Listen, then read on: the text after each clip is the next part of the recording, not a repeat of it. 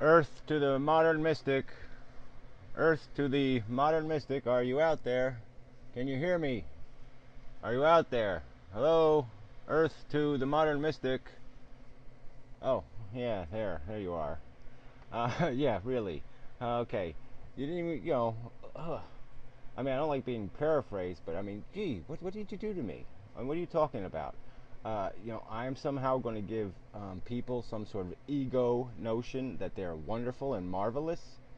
I mean, get real. I mean, even in the last comments that you didn't even respond to, you asked the question, how do we make people think? How do you get children to think? How we do this thinking thing?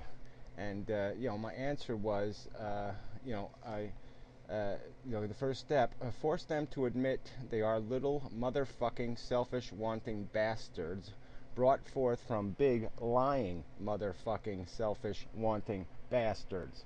That hardly sounds like an ego trip. That hardly sounds like I intend to make human beings feel wonderful about themselves. No, my whole intent is to make human beings feel like assholes because they have had everything right in front of them. They have this powerful tool called intelligence, and they have used it, as I have put it, like a club, a hammer. They have carved. It's like carving, the David or the ceiling or some other perfect masterpiece into, whittling it into a toothpick. I mean, we have taken perfection and turned it into shit. All right, there's no ego involved in intelligence. Intelligence doesn't have an ego. The fucking lizard has an ego. The fucking ape has an ego. Those are the things we have to fear. Those are the enemy, okay? Intelligence isn't the enemy. Intelligence hasn't been allowed to define goals in this world for 10 seconds. I mean, we went to the moon almost intelligently, okay? But look how fast that even turned into where's the money? You know? And who was asking where the money is? The lizard and the fucking ape. Okay? It wasn't intelligence asking where the money is. Alright? So let's not play this fucking game that I'm supporting some sort of human ego trip. Alright? Because nothing could be further from the fucking truth. And you fucking know it. Alright? So, there's nothing unhumble about the future I would construct. All right? No, there'd be a lot of humble human beings searching to do what's right, okay? And not fucking excusing doing what's wrong, all right?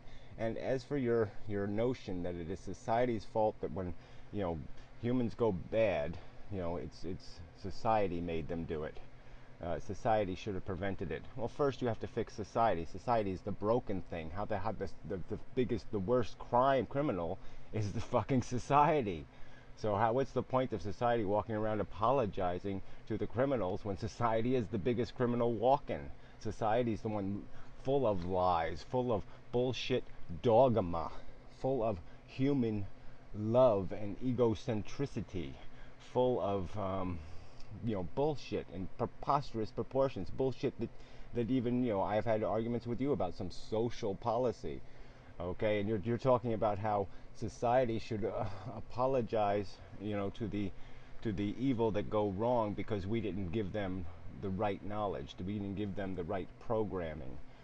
Well, yeah, so maybe all the rich people should walk up to all the poor people houses and say, I apologize. I apologize for the inherited head start I received. I apologize for spending that time in Yale whoring around. I apologize for becoming president of the United States when I had absolutely no credible reason to be president other than my father's fucking name. So get real. Maybe we should have little Miss Hilton, knock on every door in America and apologize for the insult she has done to the very concept of work, sweat, and sacrifice that money represents. So whatever. Let's not get into that argument. So anyway, you're talking about these forks in the road, and we need to take this fork where, people need to love each other and all this other crap. Bullshit. No one loves honestly anyway. Come on. Did the ape and the lizard, do they love honestly? No, they love because something makes their dick hard. I mean, get fucking real. I mean, we'd all like to love honestly. We like it in principle. It's a beautiful romantic notion, but it's a notion. It's not something we can practically do. It's impossible. It's impossible for that ape and that lizard to you know, emotionally become, have emotions programmed by intelligence. It's just not a practical expectation. And so the best we can hope for is that people will care about people, that they will extend their capacity, just as we can love our parents and love our siblings, that they will extend that capacity to love, a little further. Okay, but let's not deny that it is a selfish, conditioned emotion. All right, and it's not an emotion you can sit there and easily convert to intelligence. Intelligence has to operate separate from that. Intelligence is nothing if you're going to put it in the hands of the lizard or put it in the hands of the gorilla. That's what I've said over and over and over. I even said in our last comments, if you have an idea or a conception or a perception in your mind and you see gorilla teeth marks on it or lizard teeth marks on it, well, then you know it's probably no fucking good. You know it's probably corrupt, because those two things aren't going to create honest perception. All right, now want to get to this whole idea of the little boo-boop guy in the head that's making the decisions. I've said repeatedly, I'm even the one who said that it was all destined from the Big Bang. So I mean, obviously I don't think we have free will in the real sense of the word, free will, in the ultimate perfect sense of the word. I've always said that there is programming.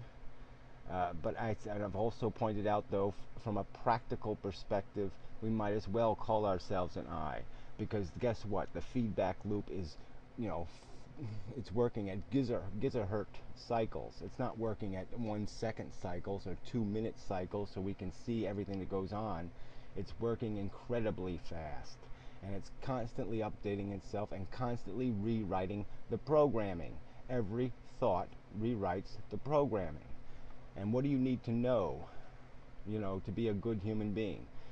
All you need to know is, oh yes, I have selfish preferences and prejudices. I have a gorilla in me, and I have to understand that and protect against it.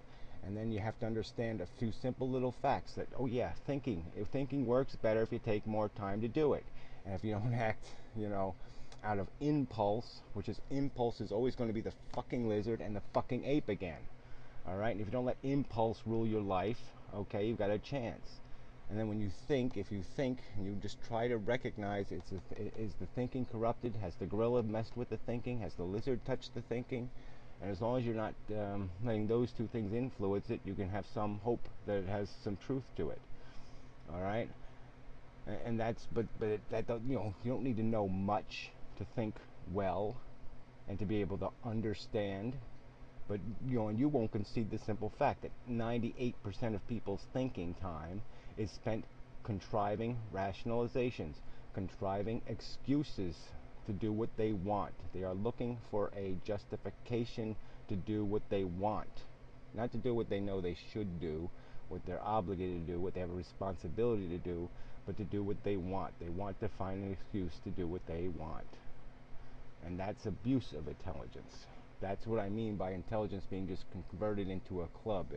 It's completely at the disposable and the disposal and whim of the lizard and the ape, and it isn't in control. It isn't allowed to define a goal. It isn't allowed to take charge. And if we allow it to take charge, there's not going to be any doom and gloom future. I mean, look, it's not going to be a great future because we've already concluded that there might not be any purpose to even fucking being here. All right, so I mean, the future might be just sweeping up. The future might be washing the windows and cleaning up and fixing whatever mess we've left behind and that we can fix, and that might be it. But at least we'd fulfilled our purpose and our destiny. We would have allowed intelligence to do its thing, to grow, reach its potential. Because it's not reaching its potential if we're going to convert it into a spear, a knife, and a club. And that's all we've done with it. And you know it.